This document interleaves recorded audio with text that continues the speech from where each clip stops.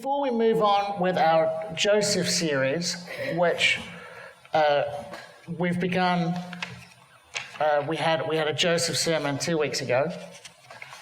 I want to share with you one of the things that really snots me off, because one of the great side benefits of having a pulpit is that I get to share with you in a frank and expansive manner the things which really bug me. And I have a particular grief, and it is a grief, honestly, around the way that people treat the Old Testament. Because we've got the greatest hits, the kind of things that we learn in Sunday school. So we start with Adam and Eve. Noah's cool because it's got animals in it. David and Goliath. We might have a couple of minor prophets. But if it's too difficult, or too bloodthirsty, or too worrying, we quite often skip over it. Especially if it's something like Leviticus, where it says things like, if you have a yellow sore with black hair in it, go and show yourself to the priest and offer the proper sacrifices, and on behalf of the clergy, please don't do that. But we get to a part we don't understand, or a part which is culturally very distant, or a part which is kind of worrying, because one of the things that you notice if you read the Old Testament, and the most common reaction I get in my chaplaincy work, and also people in this parish, is, oh gosh, it's awful. Because you have all of these horrible people doing horrible things. And the Old Testament is very frank about that. And then you have God working in between the stories. God working in between the people, God repairing and removing and restoring, and putting back together his special people, and thumping into his head, something to their heads, the kind of God he is, and what it is that he wants them to do, and what his nature is. And if you look at the Old Testament as sort of a morality manual, if you like, so the moral of the story of Joseph is, don't sell your brother into slavery. Also, forgiveness is a good thing. Be kind. And none of that is wrong. It's absolutely right. You should not be selling your brother into slavery. If you're going to do that, please don't. But that's not the main point. One of my favorite devotional books is Sally Lloyd-Jones's The Storybook Bible, because I've brought it for all my small fry relatives and my godchildren. And she has a slogan which sums up for me what the main point of the Old Testament is. And it's this: every page whispers his name. And by he, she means Jesus. The whole point of the Old Testament is that it's about the nature of God. You start in Eden with God revealing who he is, walking with Adam and Eve. You go through Sinai, where he tells you what he wants you to do and how you're supposed to live. You have prophets and wise men and teachers and songs and psalms and all of those things, all showing you what God is like. And then, I'm not making this up, this is from Hebrews, at the end of all of those things, God came himself. So we don't have the nasty old tyrannical God of the Old Testament who keeps having domestics and throwing thunderbolts at people. And then Jesus comes along to tell him to calm down. That isn't how it is. What we have is the same God who wants to reveal himself, and he wants to show you what he's like. And he's come to us in Jesus Christ so that we can finally get the point. So that we can see what redemption is supposed to look like. So that we can see the consummation of all the things that the Old Testament promises.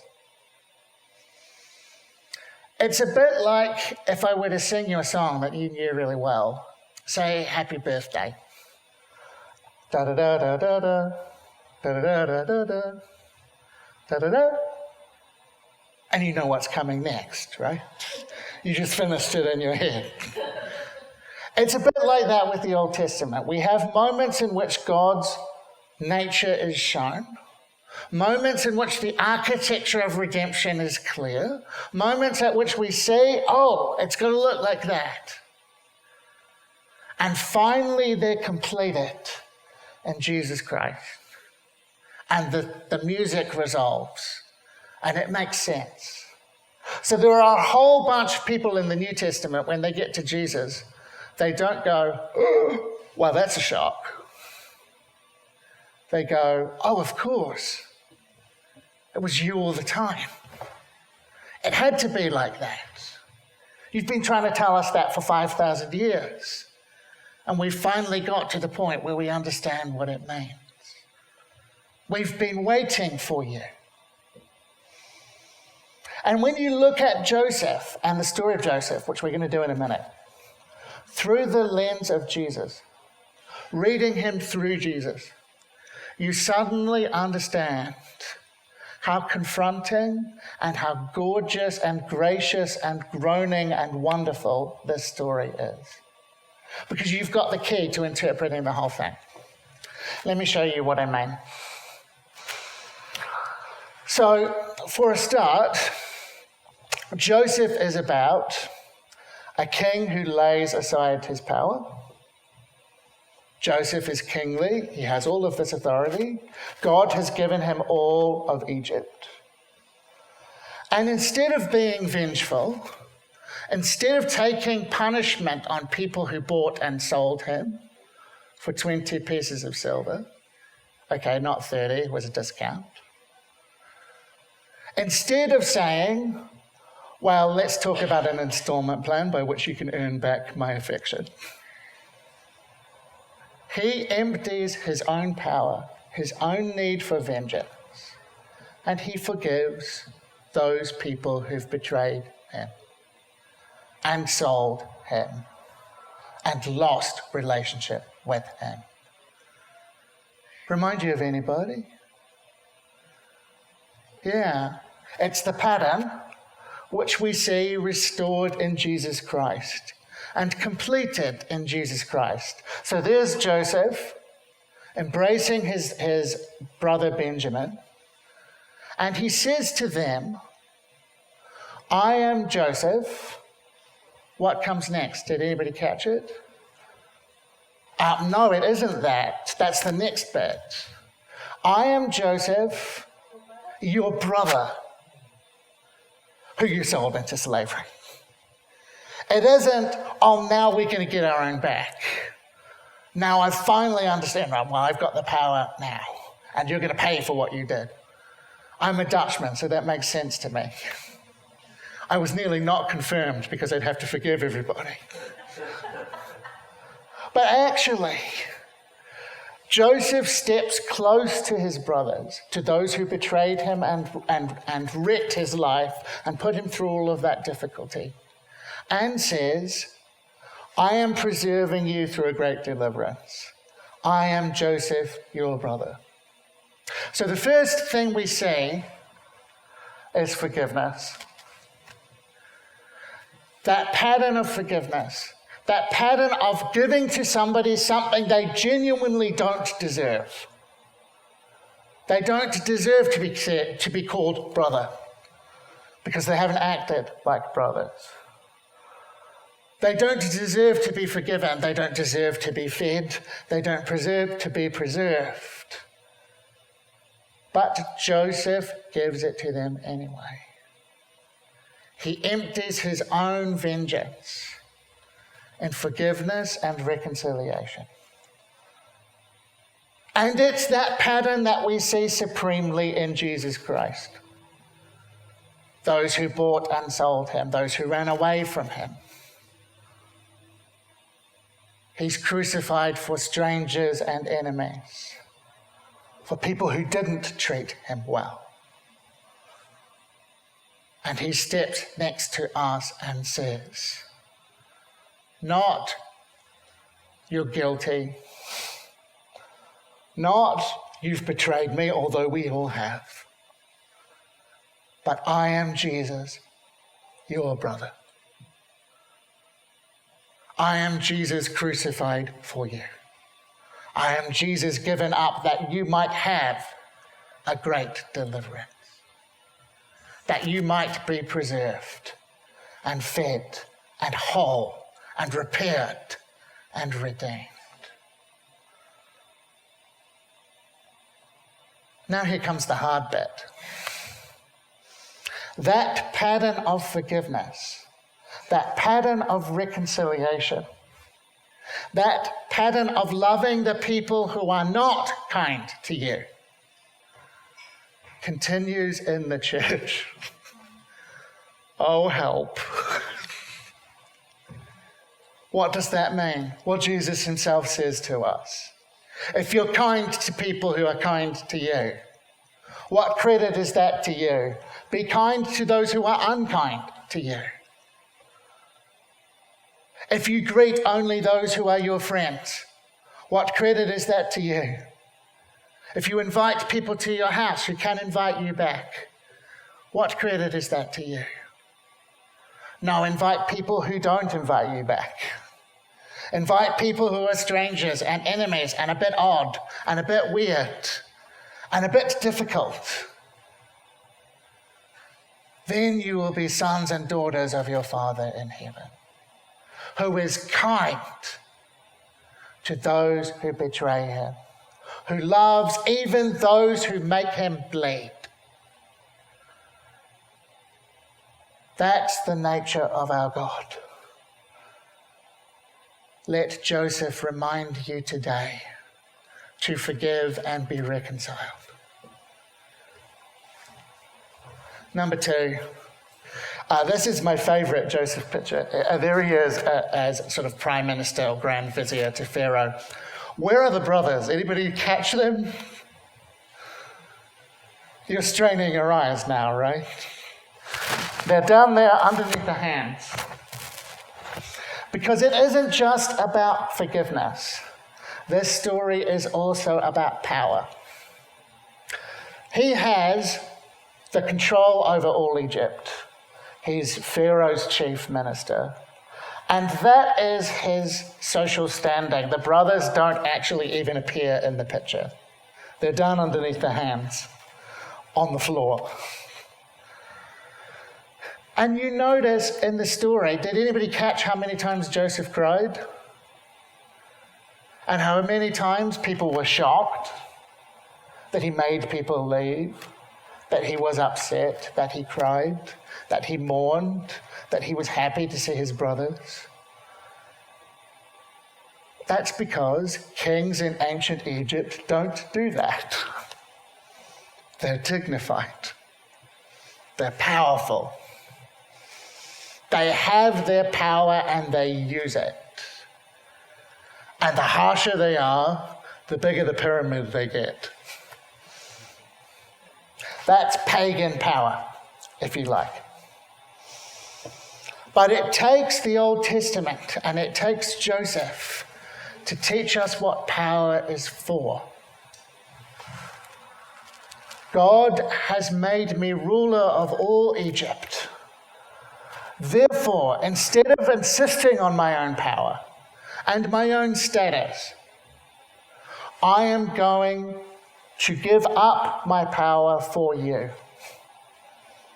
to save many lives, to provide for the father and the brothers who hurt me. A king who serves, a king who repairs, a king who reconciles. Now, we all know, and these last few years have shown us in loving and vivid detail, how abusive power can be. You can see it in all the politicians that were down at the forum last week. All of them dodging questions.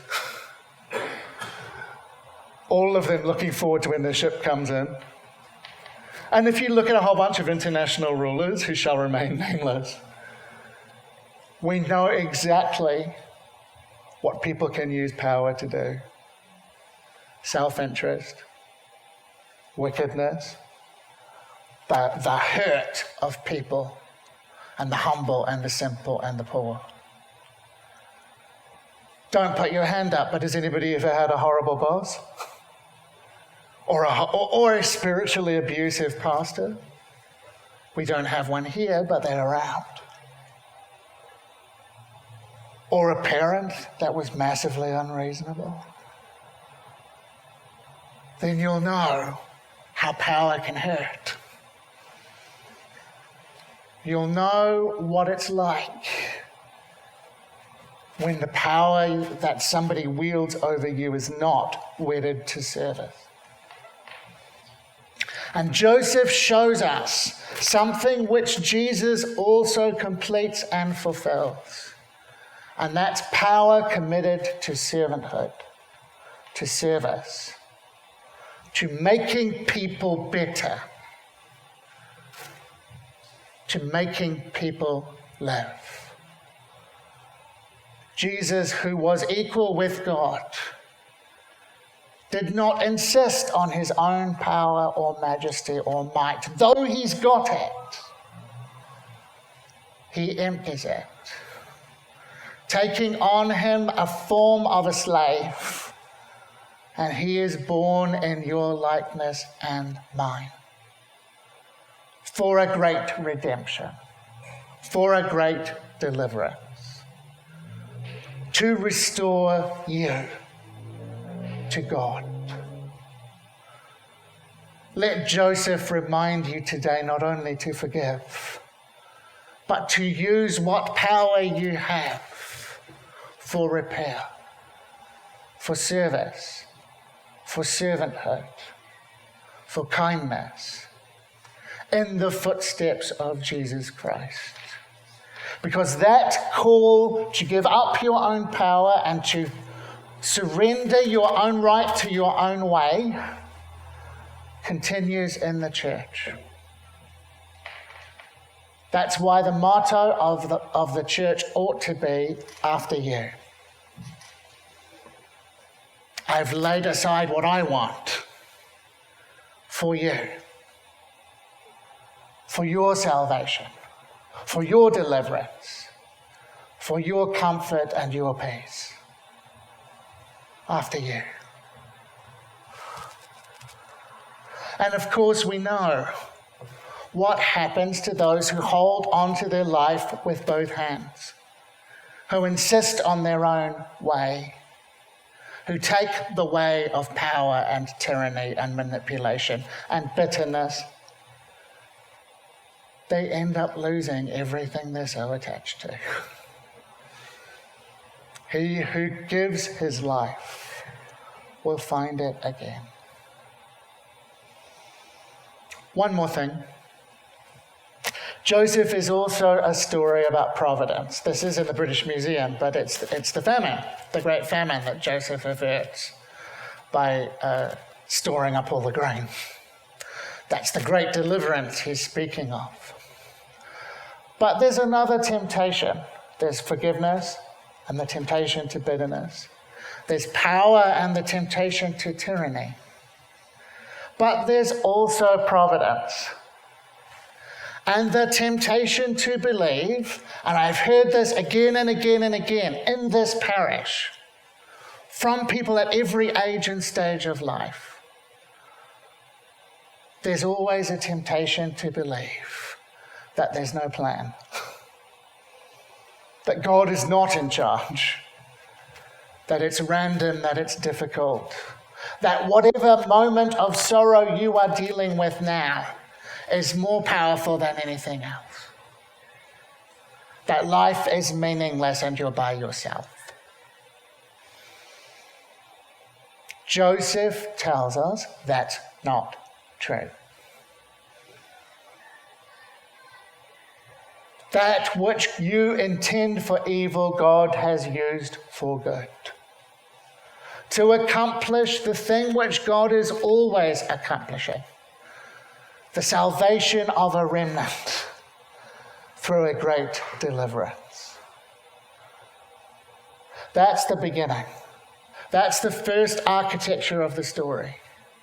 And then again in Jesus you have unfolding before you the plan which you are in. The church which is not whole without you. The gifts you can bring. The role you can play.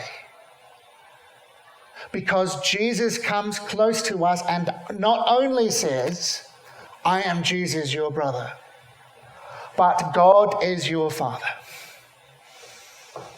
We don't have the spirit of bondage again to fear. We have something else. We've got the spirit of adoption, by which we call God Daddy. That's what Abba means. So we can't say that we're stuck by ourselves and life is meaningless. We can't say that the sorrow we're caught in at this moment, whatever it is the biggest and the best and the most powerful thing in life. We can't say that there's no plan. God works his purpose out in our lives right now. In your heart right now. In your sorrow and your difficulty and your conflict right now. Just like Joseph. We're given not only a plan, but a plan we can be part of